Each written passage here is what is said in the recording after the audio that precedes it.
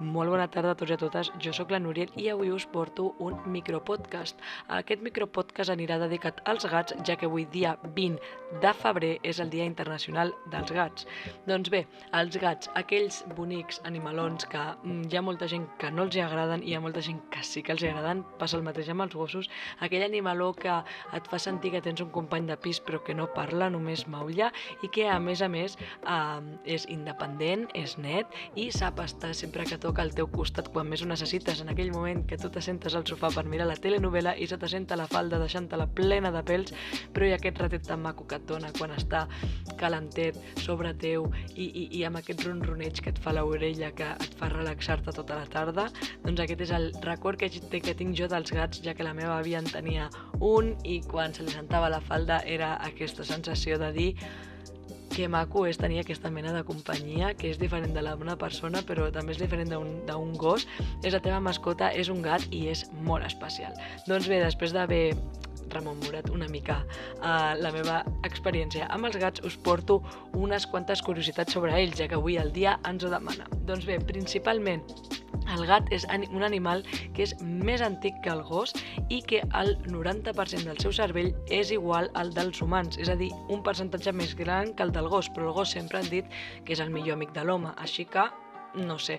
Els gats sempre han sigut més independents i això és també perquè a l'antic Egipte utilitzaven els gats perquè ja sabem que són els millors caçadors de rates i les rates són transportadores d'enfermetats. Per tant, els gats eren essencials per tenir de mantenir una societat sana i neta, ja que les rates també és una mica de definició del que seria brutícia.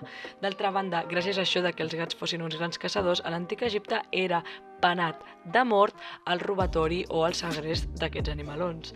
Què més tenim? Doncs bé, els gats, les seves papil·les gustatives no detecten el gust dolç, només detecten el salat, l'agre, l'amarg, però el dolç no l'arriben a detectar.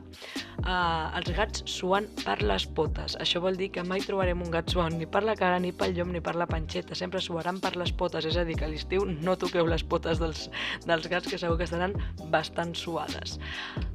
Les orelles dels gats tenen 36 músculs, els quals poden moure i funcionen com una antena parabòlica, la qual es dirigeix cap al soroll quan escolten alguna mena de so. I també aquestes mateixes orelles poden donar la volta 180 graus.